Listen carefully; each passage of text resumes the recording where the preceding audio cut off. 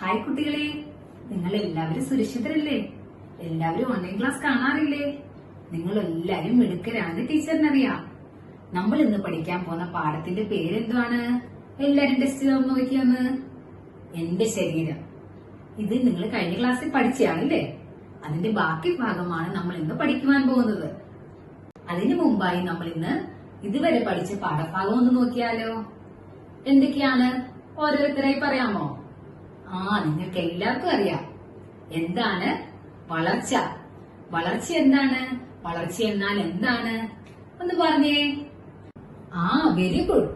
എന്താണ്? ശരീരാകൃതിയിലും വലുപ്പത്തിലും ഭാരത്തിലും ഉണ്ടാകുന്ന വർധനവിനെയാണ് എന്തെന്ന് പറയുന്നത്? വളർച്ച എന്ന് പറയുന്നത്. ശരിയല്ലേ?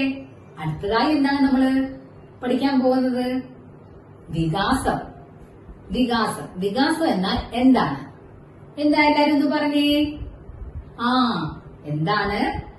നിങ്ങൾക്ക് നേരത്തെക്കാളും ഓരോ കാര്യങ്ങളും തിരിച്ചറിയാനുള്ള ശേഷി വർദ്ധിച്ചില്ലേ? ബുദ്ധി വർദ്ധിച്ചു, ഓർമ്മശക്തി വർദ്ധിച്ചു എന്നിവയിലുള്ള മാറ്റത്തിനെയാണ് വികാസം എന്ന് പറയുന്നത്. ശരിയല്ലേ? അടുത്തതായി നമ്മൾ പഠിച്ച് എന്താണ് കുട്ടികളെ? ലോക പ്രശസ്ത കായിക താരമായ വിൽമ റുഡോൾഫിന്റെ ജീവിത ചരിത്രം. വിൽമ റുഡോൾഫിന് ജീവിതത്തിൽ എന്താ സംഭവിച്ചെന്ന് നമുക്ക് നോക്കിയാലോ? റുഡോൾഫിന്റെ ജീവിത ചരിത്രം. 4-ാം വയസ്സിൽ പോളിയോ പിടിപെട്ട വിൽമയ്ക്ക് എന്താണ് സംഭവിച്ച കുട്ടികളെ? നടക്കാൻ സാധിക്കില്ലെന്ന് ഡോക്ടർമാർ വിധിച്ചു. 8 വയസ്സായപ്പോഴോ പതുക്കെ നടക്കാൻ സഹായിക്കുന്ന ഉപകരണത്താൽ നടക്കാൻ തുടങ്ങി വിൽമ. പ്രത്യേകം തയ്യാറാക്കിയ ഷൂസ് ഉപയോഗിച്ച് സഹോദരങ്ങളുടെ കൂടെ ദിവസവും ബാസ്കറ്റ്ബോൾ കളിക്കാൻ തുടങ്ങി.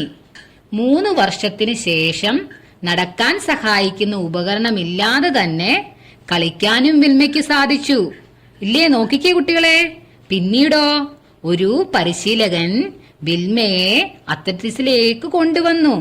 തന്റെ 20-ാമത്തെ വയസ്സിൽ 1960-ലെ റോം ഒളിമ്പിക്സിൽ 100, 200, റിലേ എന്നീ ഇനങ്ങളിൽ വിൽമ പങ്കെടുക്കുകയും സ്വർണം നേടുകയും ചെയ്തു. ഇല്ലേ? വിൽമ ചരിത്രം കുറിക്കുകയും ചെയ്തു. കുട്ടികളെ, ഇതിൽ നിന്ന് നിങ്ങൾക്ക് എന്താണ് മനസ്സിലായത്? ജീവിതത്തിലെ പ്രതിസന്ധികളെ തരണം ചെയ്യാൻ മനോധൈര്യത്തോടൊപ്പം കായിക പ്രവർത്തനങ്ങളും സഹായകമാകുന്നു. അല്ലേ? നിങ്ങൾക്ക് മനസ്സിലായില്ലേ? കുട്ടികളെ, അടുത്തായി നമുക്കൊരു ഗെയിം ആയാലോ? ഗെയിമിന്റെ പേരാണ് സോഫ്റ്റ് സ്പോട്ട് ടാഗ്. നിങ്ങൾക്ക് എല്ലാവർക്കും അറിയാം ആ ഗെയിം, ഇല്ലേ? നിങ്ങൾ ഓരോരുത്തരും തൊട്ടാത്തൊടിന് പിടുത്താപ്പിടുത്തം എന്നൊക്കെ പറയാറുണ്ട്. അതിൽ നിന്നും ഒരു വ്യത്യസ്തമായ രീതിയിലാണ് ഈ ഗെയിം കളിക്കുന്നത്.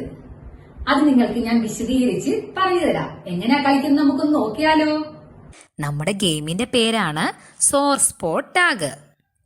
ഈ കളിയിൽ നിങ്ങളുടെ എത്ര കൂട്ടുകാരെ വേണമെങ്കിലും പങ്കെടുപ്പിക്കാവുന്നതാണ്. നിങ്ങൾ ഓരോരുത്തരും നിശ്ചിത പരിധിക്കുള്ളിൽ വിന്യസിച്ച് നിൽക്കുന്നു. ഒരാൾ ചേസർ ആകുന്നു.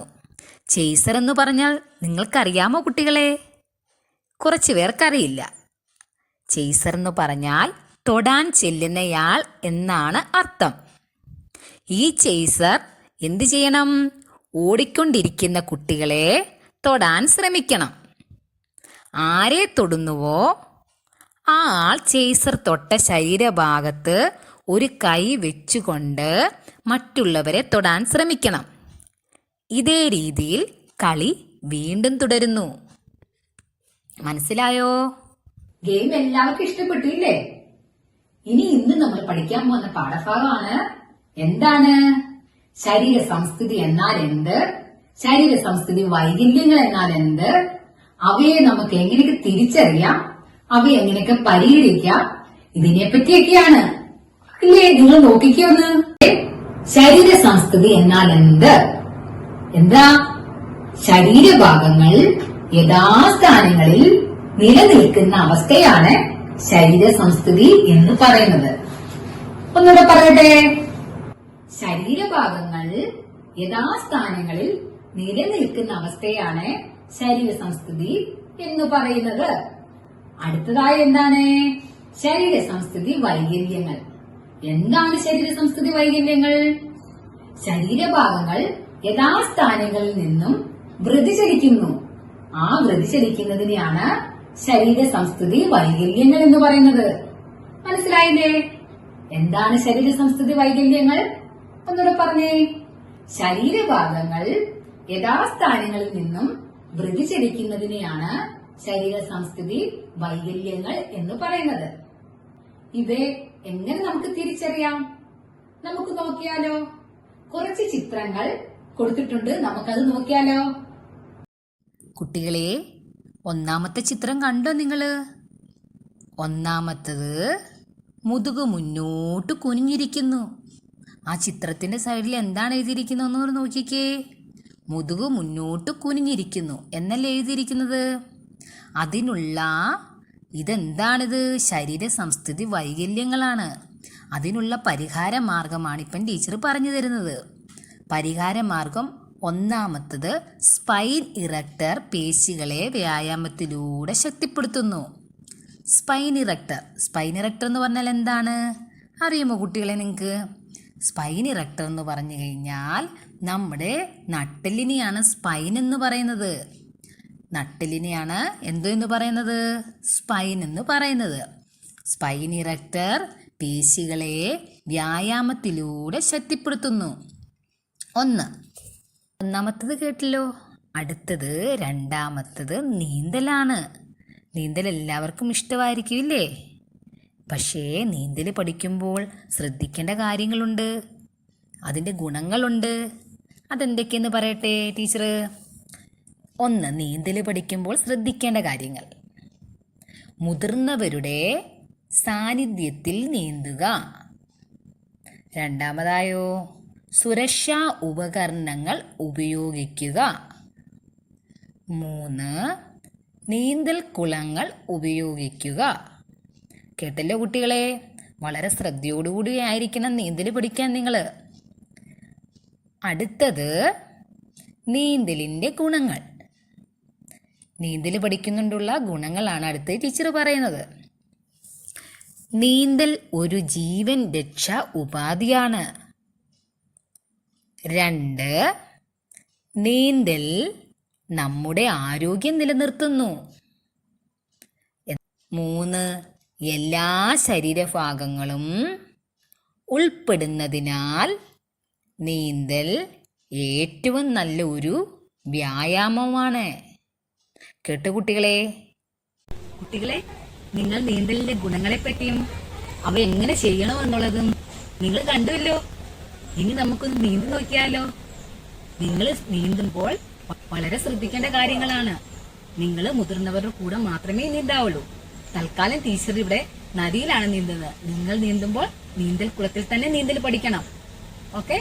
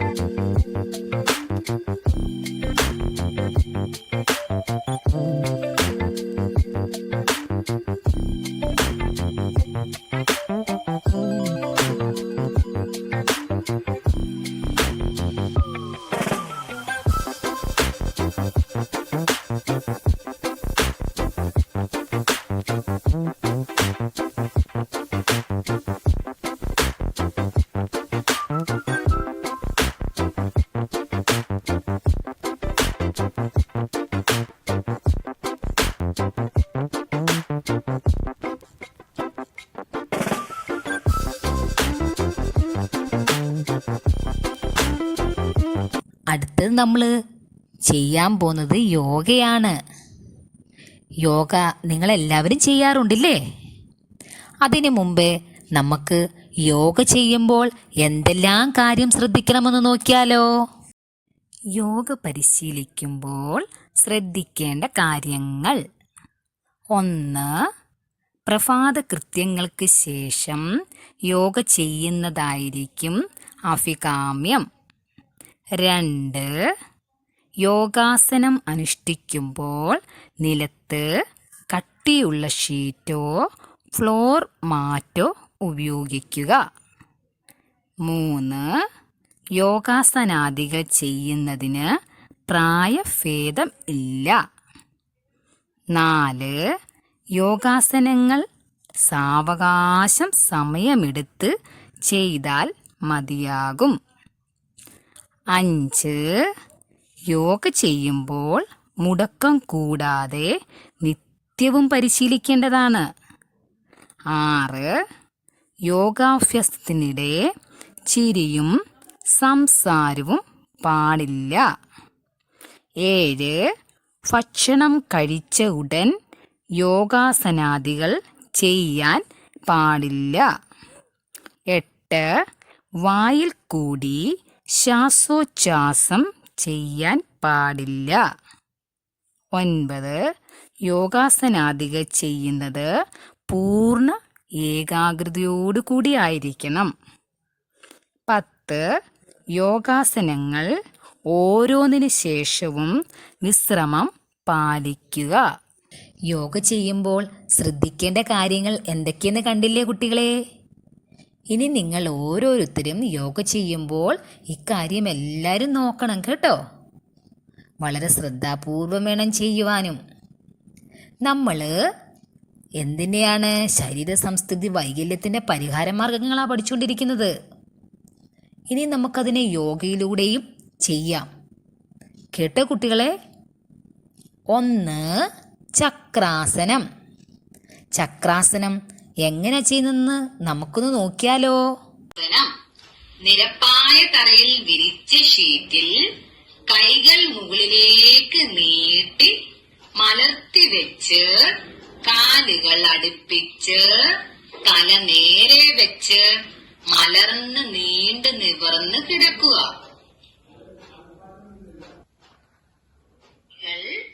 ഇരു ചെവികളുടെയും പാർശ്വങ്ങളിലായി മലർത്തി കുത്തിവെക്കുക. കാലുകൾ രണ്ടും മടക്കി പാദങ്ങൾ നിലത്തൂന്നി കിടക്കുക. ശ്വാസം ഉള്ളിലേക്ക് വലിച്ചുകൊണ്ട് ശരീരത്തെ മുകളിലേക്ക് ഉയർത്തി വൃത്താകൃതിയിലായി നിൽക്കുക. പിന്നീട് ശ്വാസം പുറത്തേക്ക് വിട്ടുകൊണ്ട് ഉടലിനെ സാവകാശം താഴ്ത്തിക്കൊണ്ടുവന്ന് പൂർവസ്ഥിതിയിലേക്ക് ആകുന്നു.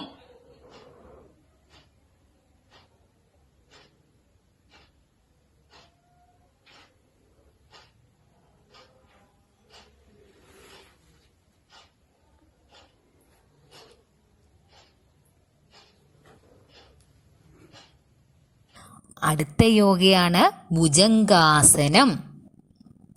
ഭുജംഗാസനം നമുക്കൊന്ന് ചെയ്താലോ. ഭുജംഗാസനം.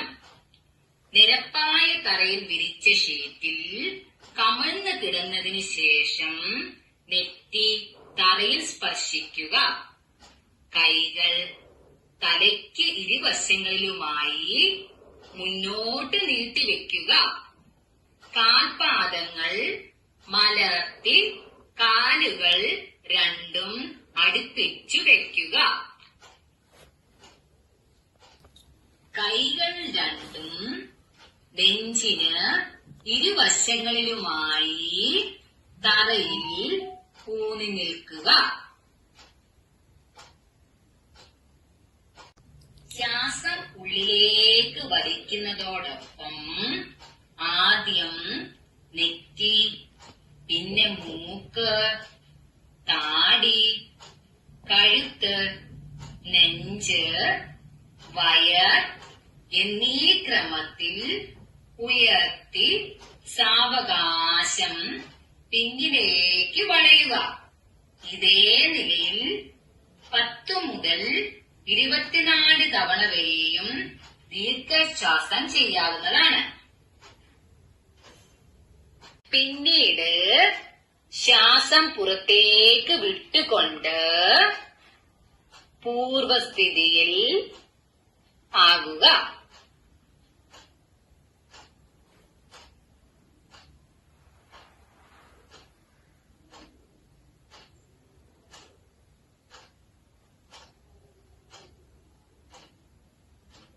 രണ്ടാമത്തെ ചിത്രം കണ്ടില്ലേ കുട്ടികളെ? അതിലെന്താണ് എഴുതിയിരിക്കുന്നത് നോക്കിക്കേ. എന്താണ് എഴുതിയിരിക്കുന്നത്? നട്ടെല്ല് വളഞ്ഞ് ഉദരഭാഗം മുന്നോട്ട് തള്ളി നിൽക്കുന്നു ഇല്ലേ? നമുക്കതിനുള്ള പരിഹാര മാർഗങ്ങൾ എന്തൊക്കെയെന്ന് നോക്കിയാലോ?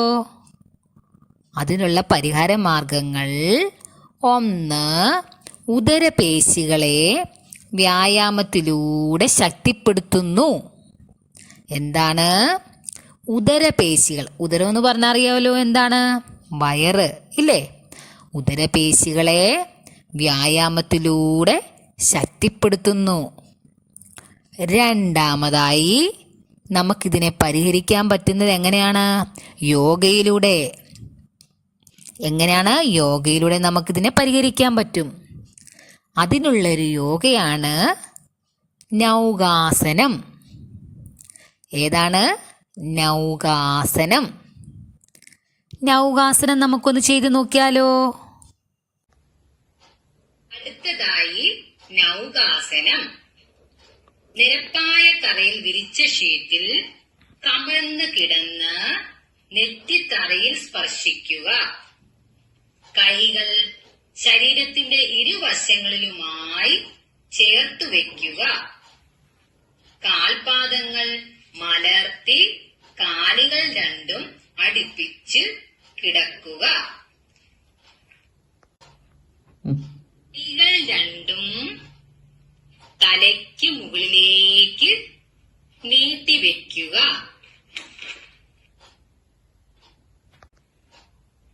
ശ്വാസം ഉള്ളിലേക്ക് വലിക്കുമ്പോൾ കൈകളും കാലുകളും ഉടലും ഒരേ സമയം ഉയർന്നു നിൽക്കുക. ശ്വാസം പുറത്തേക്ക് വിട്ടുകൊണ്ട് കൈകാലുകളും ശരീരവും താഴ്ത്തുക. അതിനുശേഷം പൂർവസ്ഥിതിയിലേക്ക് വരിക.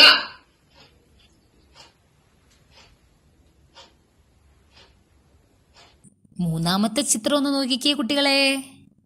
മൂന്നാമത്തെ ചിത്രത്തിൽ എന്താണ് എഴുതിയിരിക്കുന്നത്? കണ്ടില്ലേ എല്ലാരും? നട്ടെൽ ഒരു വശത്തേക്ക് ചരിയുന്നത് മൂലം തോൾ എതിർവശത്തേക്ക് ചരിഞ്ഞിരിക്കുന്നു. എന്താണ്?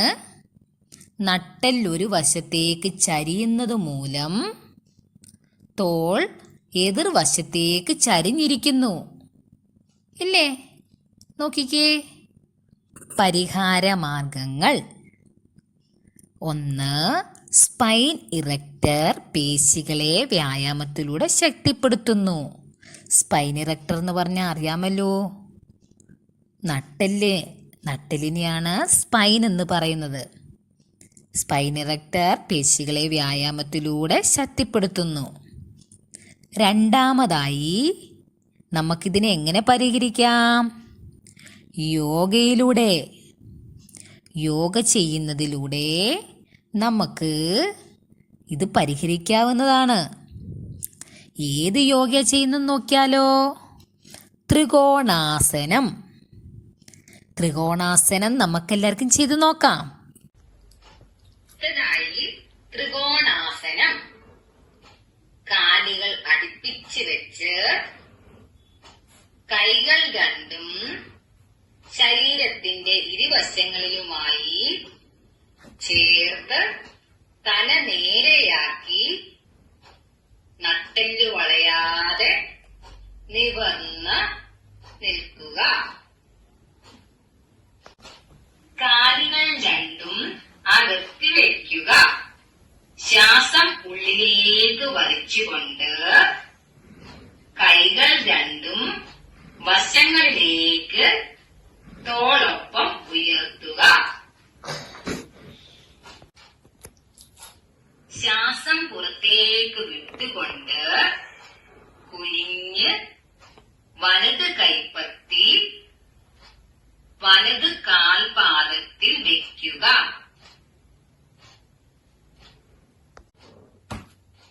ശ്വാസം പുറത്തേക്ക് വിട്ടുകൊണ്ട് കൈകൾ താഴ്ത്തി പൂർവസ്ഥിതിയിലേക്ക് വരിക. നിങ്ങൾ എല്ലാവരും കണ്ടുവല്ലോ ഇത് നിങ്ങളുടെ ഓരോരുത്തരുടെയും അശ്രദ്ധ മൂലം ഉണ്ടാകുന്ന കാര്യങ്ങളാണ്. ഈ ശരീര സംസ്കൃതി വൈകല്യങ്ങൾ ഇത് നമുക്ക് എങ്ങനെയൊക്കെ പരിഹരിക്കാം?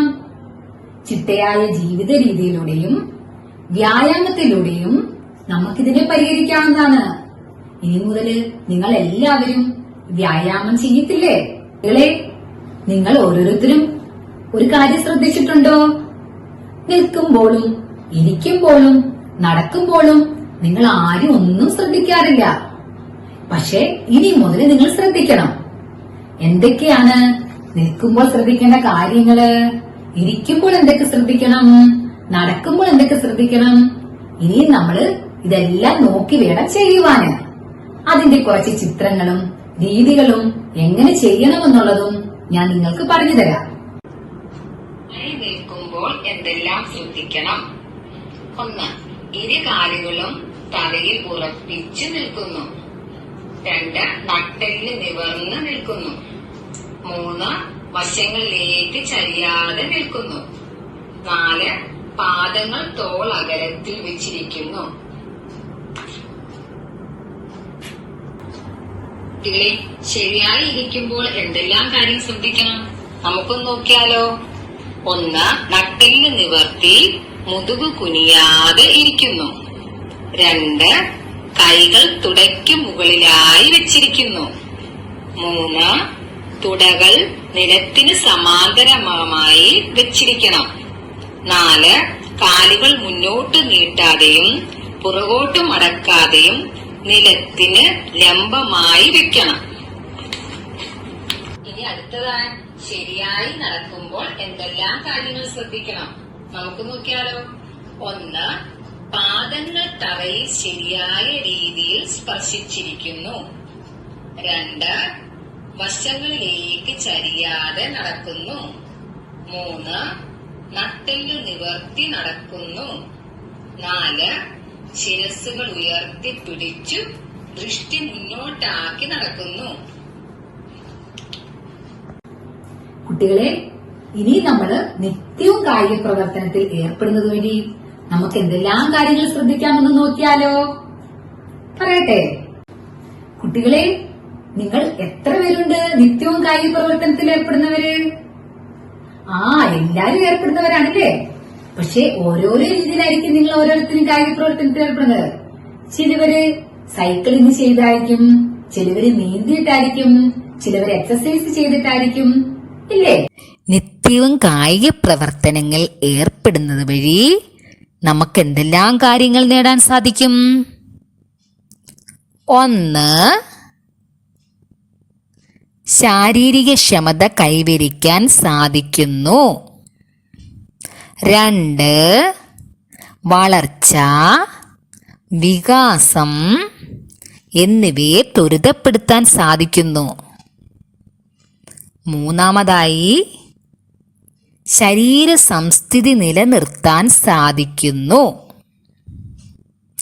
4. ശരീര സംസ്ഥിതി വൈകല്യങ്ങൾ ഒഴിവാക്കാൻ സാധിക്കുന്നു.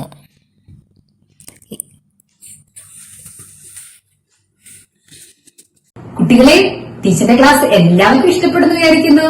നമുക്ക് അടുത്ത ക്ലാസ്സിൽ കാണാം. Bye bye. ഒരു കാര്യം, എന്താണ്? സോപ്പിട്ട്, മാസ്ക് ഇട്ട്, ഗ്യാപ്പ് ഇട്ട് ശ്രദ്ധിക്കണേ എല്ലാവരും.